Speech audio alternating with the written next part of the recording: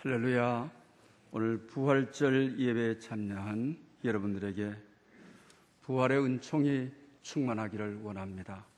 저 중층에도 불을 켜서 중층에 앉은 분들이 예배 드릴 수 있도록 환경을 만들어 주시기를 바랍니다. 우리가 스티커를 붙이고 또 청소도 깨끗하게 해둔 상태인데 불이 꺼져 있는 상태입니다.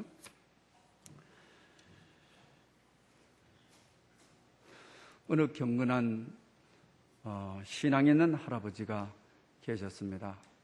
이 할아버지는 성경을 읽고 또 영성감사일기를 쓰고 자녀들을 위해서 기도하면서 또 기도문을 준비하고 그래서 항상 성경을 놓아두었던 함 속에 넣어두었습니다.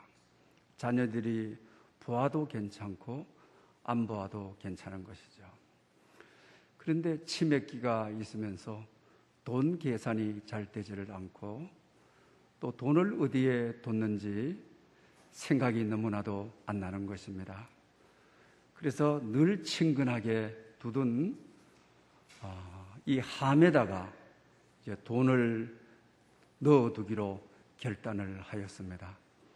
그리고 이제 돈을 성경과 그리고 기도 제목과 그리고 또 성경을 읽으면서 늘 감격적인 내용들을 일기로 쓴 것을 넣어두고 그 중간 지점쯤에 돈을 이제 넣어두었습니다. 나이가 들수록 돈의 소중함이 구구절절히 느껴지는 것입니다. 그리고 나서 함을 닫고 그리고 함을 잠그고 그 함 위에다가 주님 여기에 계십니다. 손대지 말라고 하는 것이죠. 그런데 어느 날 보니까 이 함이 깨져 있고 자물쇠도 없어진 상태이고 돈이 감쪽같이 없어져 버렸습니다. 그리고 자기가 써놓았던 글을 띄워버리고 주님이 부활하셔서 여기에 계시지 않습니다 하고 돈이 없어졌다라고 하는 것입니다. 오늘은 특별히 부활 주일입니다. 이 주일에 부활의 복음이라는 제목으로 여러분들에게 말씀을 드리려고 합니다. 아프리카 부족에 대해서 오랫동안 연구해 오던 인류학자가 있었습니다. 아프리카 아이들을 불러 모아놓고 나무 밑에다가 아주 먹음직스러운 딸기를 가득히 넣어두고 이 아이들에게 빨리 뛰어가서 1등하는 사람이 저 바구니에 있는 딸기를 다 먹을 수 있다고 했습니다. 그리고 나서 이들을 출발을 시키는데 어느 하나도 빨리 뛰어가지 않고 손에 손을 잡고 같이 뛰어가는 것입니다. 그리고 나무 밑에 가서 있는 딸기를 가지고 아주 끼득거리면서 아주 친근하게 나누어서 먹는 것입니다. 그래서 이 인류학자는 너무나도 깜짝 놀랐습니다. 1등하는 자가 다 먹을 수 있다 했는데 너희들은 왜 이랬냐라고 하니까 이들이 하는 이야기가 우분투라고 하는 것입니다. 우리가 함께 있기 때문에 내가 있습니다. 이를 의식을 가지고 있더라고 하는 것이죠. 다시 말하면 당신이 있어야 내가 존재한다고 하는 것입니다. 당신이 있어야 내가 살 수 있다라고 하는 것이죠. 부활의 복음의 소식은 한 개인에게 주어진 것이 아니라 우리 인류 공동체 모두에게 주어진 내용인 것입니다. 당신이 있기에 내가 있고 당신이 존재하기에 내가 살 수 있습니다라고 하는 이런 의식이 어느 때 봐도 필요한 시대에 우리가 살고 있습니다. 여러분, 복음의 진수는 어디에 있는 것입니까? 우리 기독교에서 예수 그리스도의 십자가와 부활이 복음의 진수인 것입니다. 십자가가 복음인 것입니다. 부활이 복음인 것입니다. 예수 믿는다고 하는 것은 예수님이 내 죄를 위하여 죽으심을 믿는 것이고 나를 위하여 영원한 생명을 준비하신 것을 믿는 것이 예수 믿는다라고 하는 의미인 것입니다. 예수님의 십자가는 내 죄를 담당하시고 없애신, 죄를 없앴다고 하는 것은 죄의 싹은 사망이기 때문에 죽음의 문제가 해결됐다고 하는, 죽음에 대한 새로운 의미와 죽음에 대한 새로운 가치관의 문을 열어주는 것이 예수 그리스도의 십자가라고 하는 것입니다.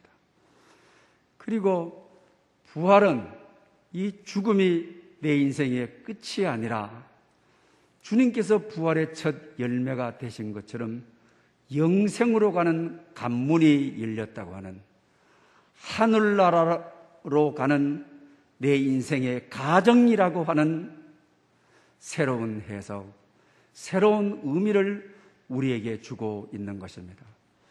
그러므로 부활이란 우리 인생에 준 가장 귀한 선물, 죽음의 문제가 해결된, 죄의 문제가 해결된, 생리학적으로 죽어도 나는 죽은 것이 아니라 하늘나라 가는 영생의 가정을 걷고 있다고 하는 행복. 죽음이면 인생의 다 끝이고 슬픔이고 아픔이었는데 죽음의 문제를 해결해 준, 이제는 영생의 관문을 향하여 가는 헨리 나우엔이 죽음은 인생의 가장 귀한 선물이다. 영생으로 가는 관문이고 가정이기 때문에 가장 놀라운 선물을 받아 영원한 세계로 간다고 하는 것입니다. 그렇기 때문에 부활은 우리 생애의 가장 아름다운 소식, 가장 감격적인 소식, 가장 우리 인생을 행복하게 하는 소식이 부활이라고 하는 것입니다. 그래서 우리는 이 세상에서 어디서 와서 어디로 가고 무엇을 해야 되느냐라고 하는 십자가와 부활은 우리에게 해답을 주고 있습니다. 창조를 통하여 우리는 하나님께로부터 왔고, 예수님의 십자가를 통하여 하나님의 미랄이 되어 이 세상에 사신 것처럼 제 몫에 해당되는 십자가를 지고 이 세상을 섬기며 이 땅 위에 무엇을 하고 이것을 하고 살아야 된다고 하는, 그리고 어디로 가느냐, 하나님께서 예비하신 하나님의 나라로 간다라고 하는, 예수님의 부활이 나의 부활이 되고 예수님의 영혼이 나의 영혼이 된다고 하는 믿음, 죽음과 삶의 문제에 대한 해답을 준 것이 부활이라고 하는 것입니다. 이 놀라운 기쁜 소식이, 이 놀라운 복음이 오늘 이 아침 여러분의 삶을 감싸고 여러분의 영혼을 흔들고 여러분 영혼의 기쁨을 주는 역사가 있으시기를 축원합니다.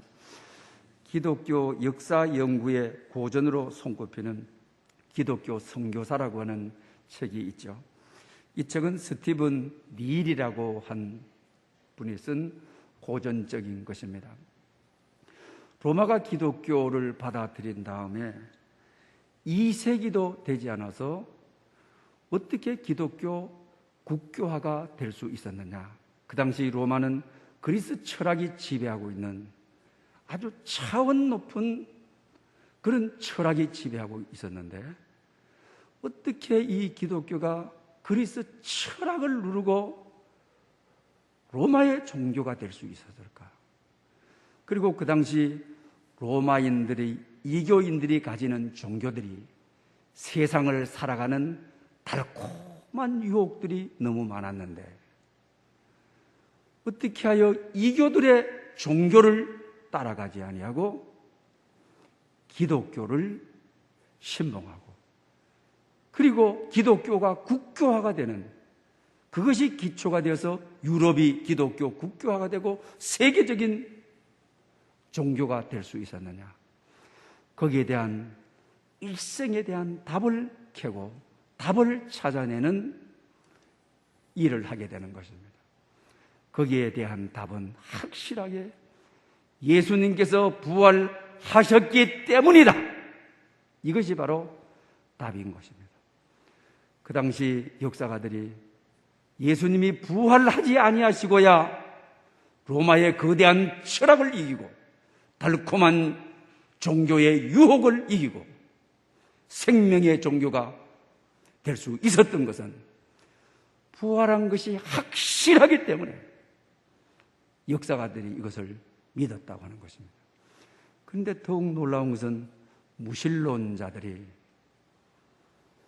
이렇게 되어가는 가정을 보고 예수님께서 부활하셨다고 하는 것을 믿게 되었다고 하는 것입니다. 그리고 반기독교주의자들이 어떻게 기독교가 세계적인 종교가 될 수가 있느냐? 그것은 바로 예수님이 부활하셨기 때문에 반기독교주의자들도 이것을 받아들이지 아니할 수가 없었다. 부활 때문에 생명의 종교가 되었고 세계적인 종교가 되었고 부활 때문에 온 세상에 복음이 전파되는 종교가 되었다라고 하는 것입니다. 지금까지 지내왔던 가치관들, 죽음이라고 하는 것은 어떤 힘으로도 막을 수 없는 것 아닙니까? 재물로도 막을 수 있는 것이 아니지 않습니까? 지금까지 지배해왔던 가치관은 로마의 힘의 원리였었는데 부활은 힘의 원리가 아니라고 하는, 부활은 예수 그리스도를 통하여 죽음의 문제를 해결하는, 그리고 영생의 문제를 해결하는 길을 여는 놀라운 역사를 가져왔다라고 하는 사실입니다. 그래서 예수님의 제자들도 부활하신 주님을 육체적으로 경험을 하게 되죠. 오순절 마가 요한의 다락방에서 성령의 바람을 체험하게 되는 것이죠. 부활 체험 후에 이들이 흩어지는 곳마다 하나님이 복음의 날개를 달아주는 거죠. 그들이 발걸음이 닿는 곳에 부활의 복음이 심어지고 부활의 복음의 능력이 나타났음을 우리는 잘 알게 되어지는 것입니다. 그래서 복음을 믿는다고 하는 것은 결과적으로 예수 그리스도의 부활을 믿는다고 하는 사실입니다. 이제 우리는 본문으로 돌아가서 이렇게 역사적으로 예수님께서 부활하신 것인데 초대교회에 오늘 본문에 새 제자를 만나게 되면서 부활의 아침이 어땠는가를 생각해 보면서 우리 자신을 우리 한번 돌아보고자 하는 것입니다. 오늘 본문 1절에 막달라 마리아, 부활한 아침 가장 일찍 새벽 미명에 무덤에 찾아왔습니다. 그런데 자기 자신은 소스라치게 놀라는 거죠.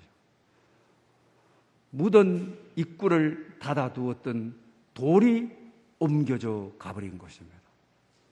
너무 놀라운 것입니다. 그런데 오늘 본문 2절을 보게 되면 첫 번째로 그가 하는 이야기가 제자들에게 가서 뭐라고 하는 것입니까? 사람들이 주님을 무덤에서 가져가 어디에 두었는지 알지 못하겠습니다. 이러는 거죠. 오늘 본문 9절에 보게 되면 주님께서 살아계실 때 사랑하는 제자들에게 끊임없이 반복적으로 하신 말씀이 나는 죽었다가 다시 살아난다. 이것이 주님께서 제자들에게 하신 말씀이었습니다.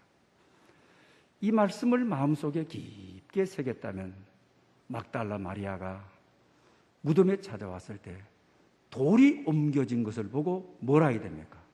할렐루야! 아멘! 주의 영광이 이곳에 가득합니다.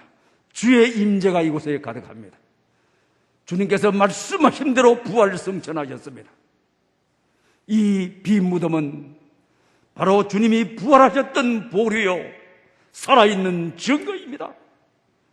굉장히 감격하고 즐겁고 빈 무덤을 보고 소스러치는 것이 아니라, 걱정하는 것이 아니라,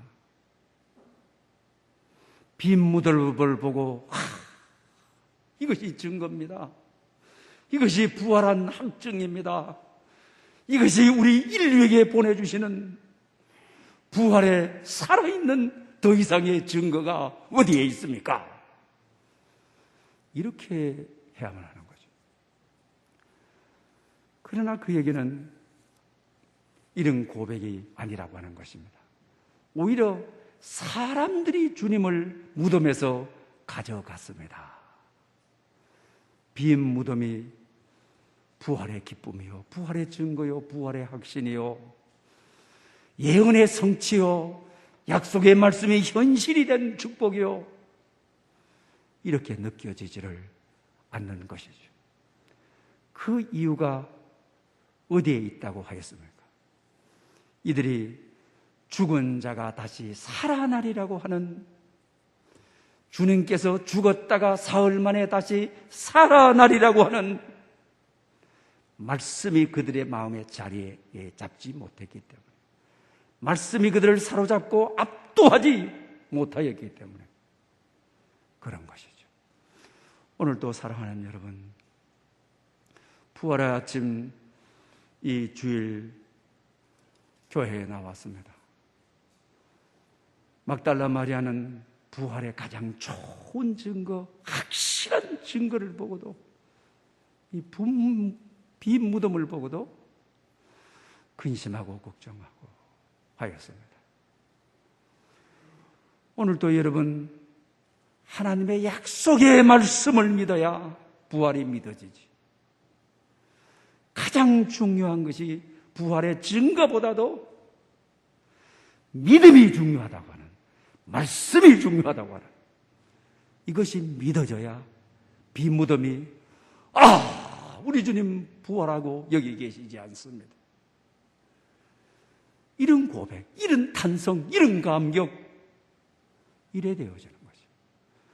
오늘 여러분, 이런 감격, 이런 기쁨이 말씀이 여러분을 압도함으로, 말씀이 여러분을 사로잡음으로 이런 은총이 있으시기를 바랍니다. 그런데 막달라 마리아가 뭘 합니까? 사람들이 가져갔다. 예수님의 시신을 그렇게 표현하는 거죠. 우리는 왜 부활의 주님을 경험하지 못합니까? 사람 중심이어서. 그래서 오늘 본문 10절까지 읽었습니다. 그 이후에 그러죠. 왜 부활하여 살아계신 하나님을 무덤에서 찾느냐? 초점이 사람 때문에 어떻다, 사람 때문에 뭐한다, 사람들이 부활 승천하셨는데 사람을 갖다가 누가 가져갔다, 누가 도적질내 갔다. 그 당시 예수님의 시신 도적설은 오랜 동안 초대교회를 지배해왔던 사상이기도 한 것이죠. 그러니 부활의 주님이 보이지를 않는 것입니다. 또 뿐만 아닙니다. 인생에 문제가 많고 시험이 많고 또 인생에 할 날이 많기 때문에 그 문제가 너무 커서 부활의 주님이 보이지를 않죠. 또 때로 세상 살다가 어떤 상황이나 환경이 바뀌고 어려워지게 되면 거기에 집중하고 그 상황이 내 마음을 빼앗아가고 내 삶을 빼앗아가니까 부활의 주님이 보이지를 않는 것이죠. 오늘 어쩌면 막달라 마리아처럼 이 부활의 아침, 빈 무덤이 살아있는 증거요, 부활의 증거가 된 이 아침에 여러분도 어쩌면 사람 탓을 하고 문제가 너무 커서 삶의 환경과 정황이 너무 내 삶을 짓눌러서 부활의 주님을 보지 못하는 그런 어리석은 자가 되지 아니하도록 오늘 본문이 말하는 대로 죽었다가 살아나리라 하신 말씀이 믿어짐으로 부활의 소망이 여러분의 소망이 되고 부활의 능력이 여러분의 능력이 되고 부활의 복음이 여러분의 복음이 되는 역사가 있으시기를 축복합니다. 그리고 오늘 본문 두 번째로서는 베드로와 그리고 예수님이 사랑하시는 다른 제자라고 했죠. 요한복음은 요한 사도가 쓴 것인데 끝까지 자기 이름을 숨기죠. 그러면서 다른 제자라고 이야기를 하죠. 또 예수님의 사랑하던 자라고 표현하고 있죠. 그래서 오늘 본문의 그 표현은 사도 요한을 말하는 것입니다. 막달라 마리아가 제자들에게 찾아가서 사람들이 예수님의 시신을 가져갔다, 이렇게 표현하죠. 정말 정확하게 표현하자면, 복음적인 표현을 한다면, 말씀의 능력을 믿었다고 한다면 표현은 오늘 새벽에 가봤는데 빈 무덤이더라, 예수님께서 부활하셨더라, 이 놀라운 사실을 우리 전하자. 이 빈 무덤의 감격을 우리 함께 가서 보자. 이래야 맞는 말이죠. 그런데 사람들이 예수님을 무덤에서 가져갔다, 도둑질해서 가져가 버리고 안 계신다. 너무 부활하고는 큰 차이, 이쪽과 저쪽에 있는 모습의 표현을 우리는 안타깝게 생각하는 것입니다. 그런데 제자가 들고 가장 민첩하게 달려온 제자가 사도 요한이죠. 사도 요한은 요한복음에 보면 아주 여성적이고 꼼꼼하고 치밀하고 민첩하고 그랬죠. 예수님께서 십자가에 돌아가실 때도 어머니가 옆에 계셨는데 사도 요한에게 유얼마더라 그러죠.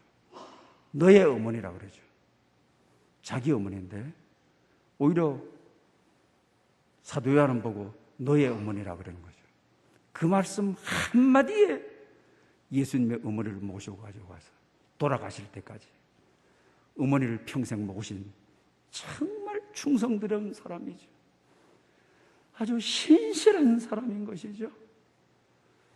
이런 사람이 여러분 어디에 있습니까?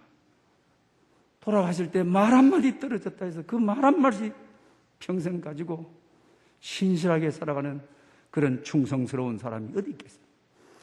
그리고 제자들에게 이 부인 무덤의 소식을 알렸는데 가장 민첩하게 가장 먼저 달려온 사람이 사도 요한, 오늘 다른 제자, 예수님의 사랑하던 자라고 하는 것이죠. 이렇게 특심인 자지요, 열심인 자지요, 말씀 듣고 나서 우물쭈물하는 것이 아니라 즉시 행동으로 옮겨지는 아주 기민한 행동을 가진 것이 사도 요한이죠.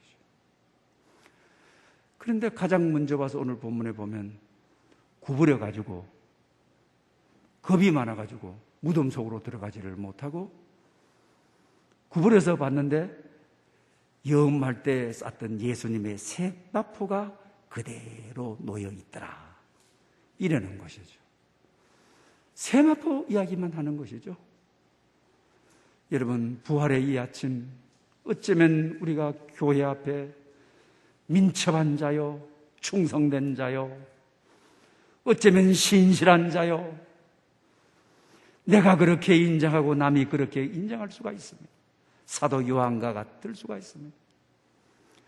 그러나 그에게도 역시 빈 무덤, 더욱이 중요한 것은 예수님을 여음할 때 세마포로 쌌는데 세마포는 그대로 있고 몸만 빠져나간.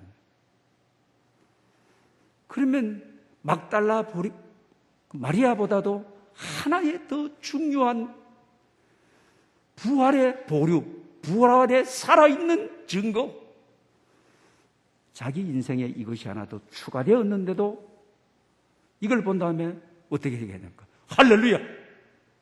주님 부활하셨습니다.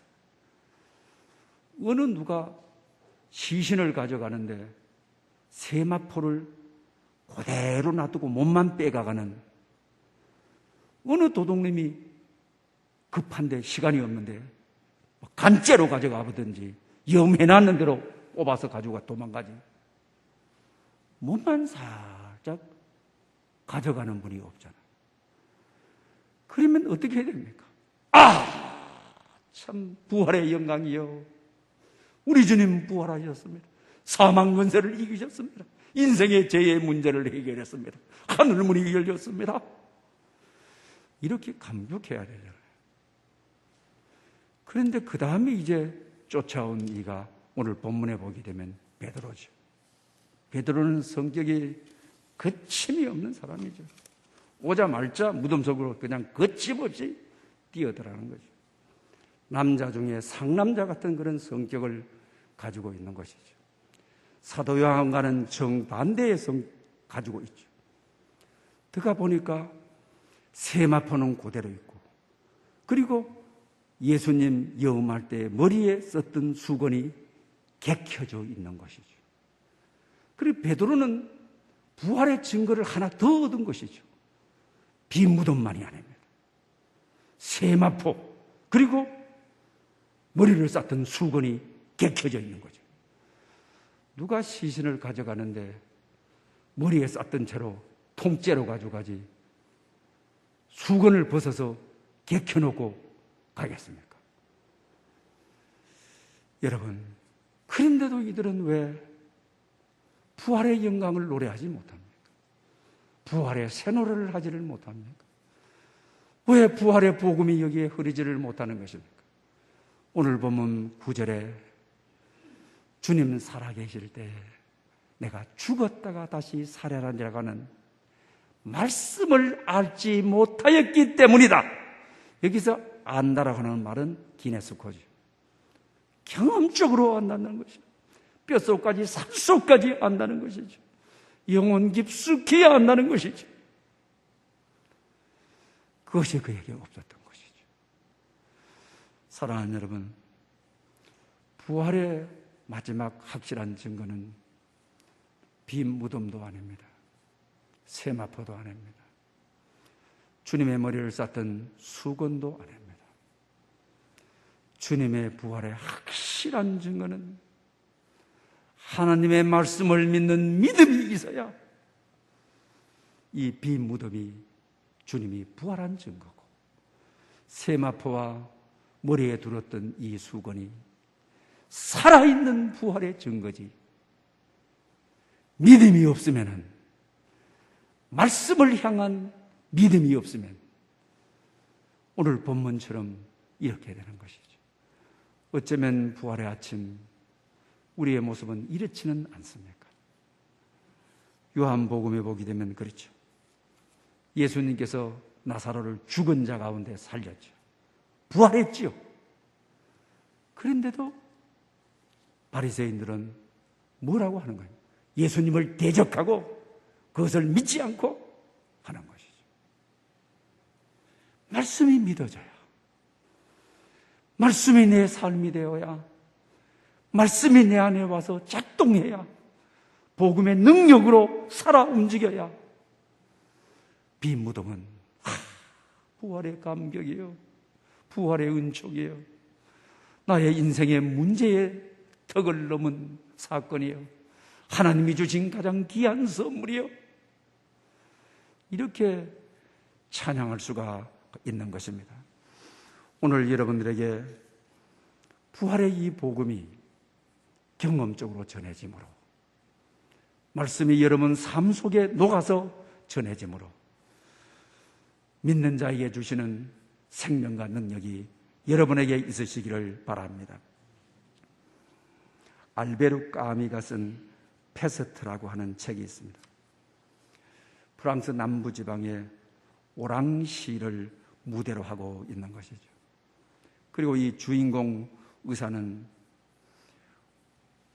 디위라라고 하는 분인 것입니다.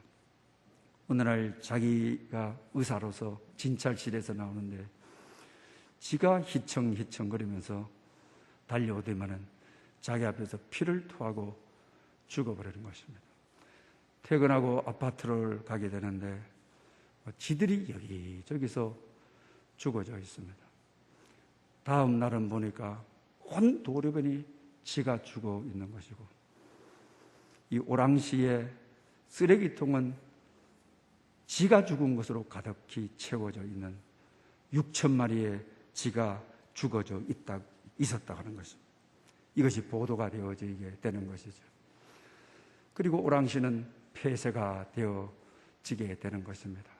그리고 오랑시는 굉장한 위기를 맞게 되어지고 경제적인 엄청난 침체를 가져오게 되어지죠.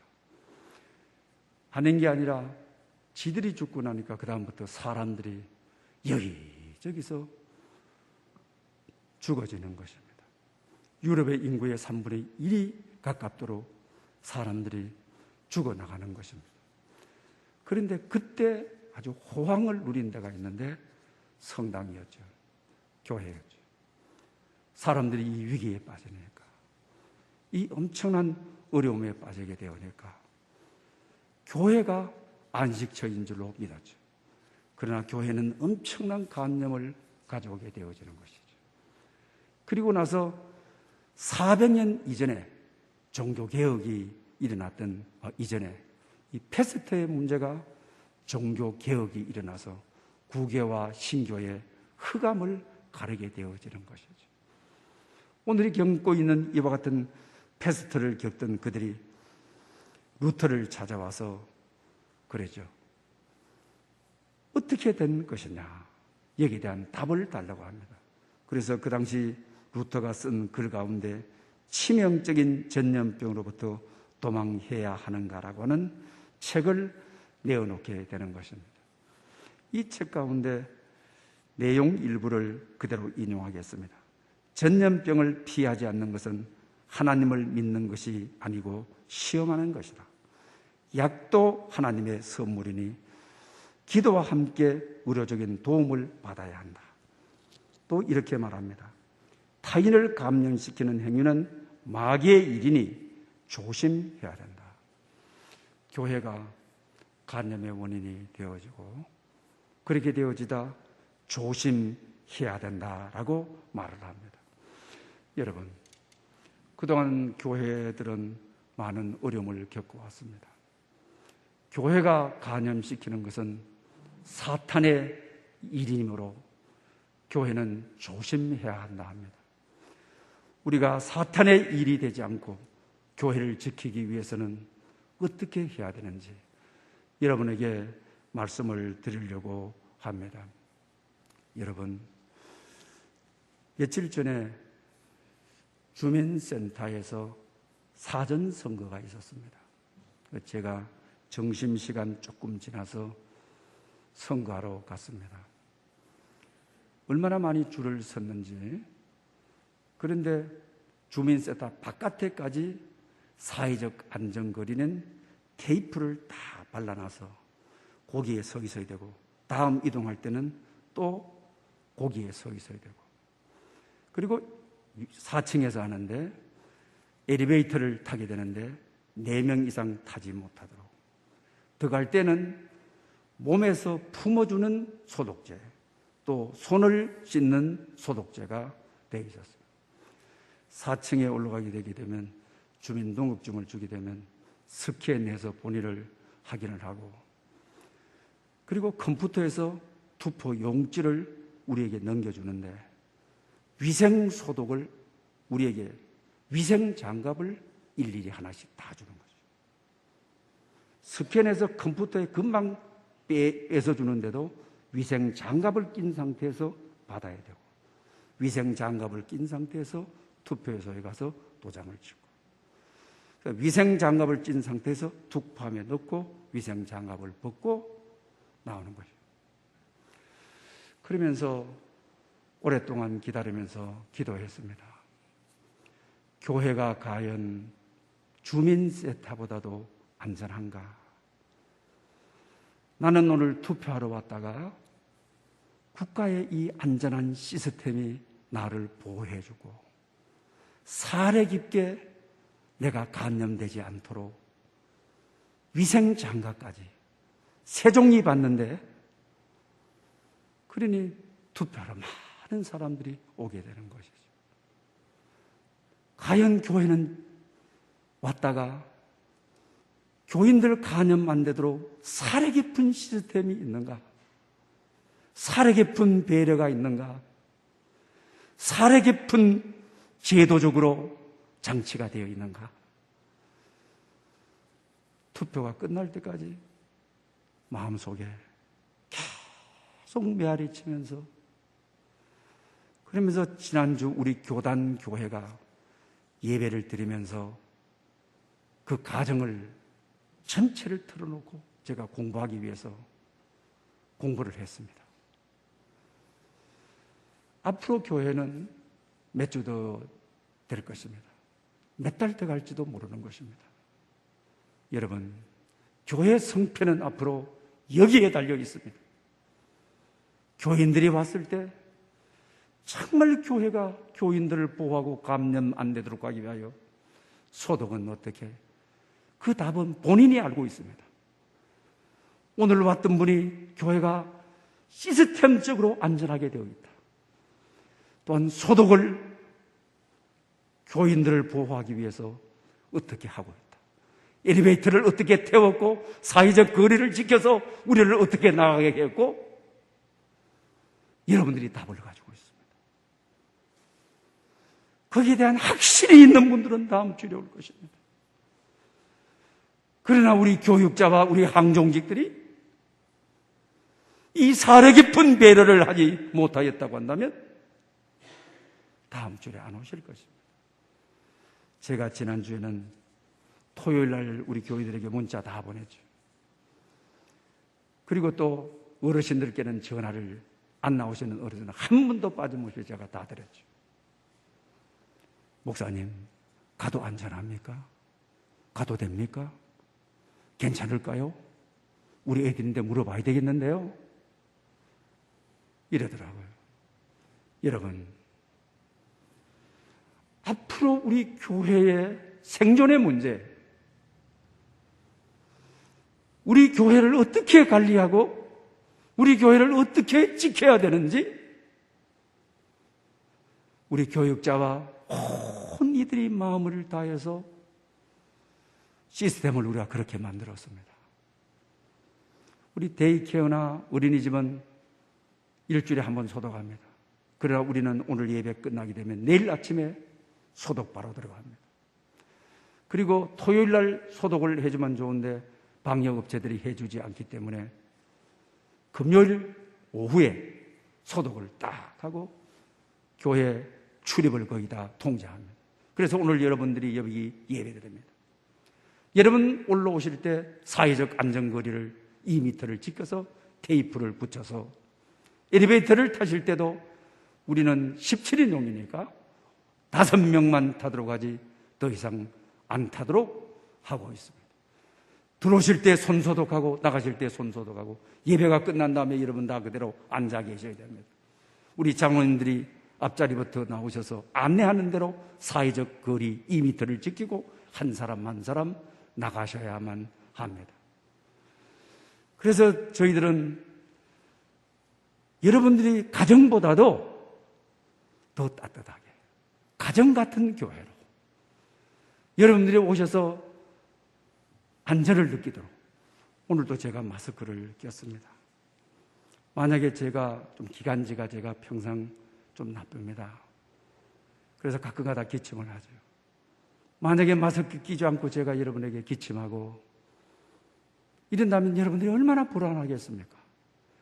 그래서 기도하는 분이든지 설교는 말할 필요도 없고 모든 분들이 마스크를 끼고 여러분들의 전염병으로부터 안전을 보호하기 위하여 마스크 끼고 설교하고 마스크 끼고 사회하고 이러는 것입니다. 그러므로 여러분들이 교회를 믿으시고 마지막 지켜야 될 교회가 예배가 다시 회복되는데 지장이 없도록, 교회가 생명을 전하는 데 지장이 없도록 여러분의 적극적인 협조를 당부합니다. 루터는 그 당시에 이런 말씀으로 교회를 통하여 감염하는 것은 마귀가 하는 일이다. 그러니 교회가 조심해야 돼. 교회가 이 일을 책임져야 돼.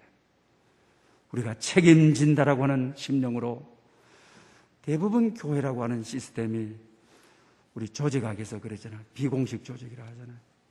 제가 이 데이케어나 어린이집에 가서 한마디 하면 1시간 안에 서로들 다 해가지고 와요. 그러나 교회는 비공식적이잖아요. 그게 돌아가지 않는 것이죠. 한참 위에 돌아가는 것이죠. 여러분, 이제는 오늘부터는 교회가 책임져야 되는, 예배 드리는 대신에 교회의 책임성이 이제는 부과되는 시점에 와 있습니다. 우리 교회를 향한 한 마음, 한 공동체가 되어 한 군데로 마음을 모아주고 움직여져서 이 위기를 이기고 우리 예배 때마다 부활의 소망이 가득하고 부활의 영으로 하나님이 가득히 채워주는 그런 경험이 여러분에게 있으시기를 축원합니다. 할렐루야. 영광 받으시기에 합당하신 하나님 아버지, 오늘 이렇게 부활절 아버지 앞에 나와 예배하는 행복을 주셔서 하나님 자녀로 살아가는 행복을 주셔서 사망 권세를 이기고 부활로 가는 가정을 걷게 해주셔서 무한 감사하고 감사합니다. 이 감격과 이 기쁨이 주일마다 이루어질 수 있도록 코로나로부터 우리를 보호하여 주시고 모든 위험으로부터 하감하시사 이 나라 이 민족을 지켜주시고 이 지구촌에 부활의 은총을 내려 주시옵소서.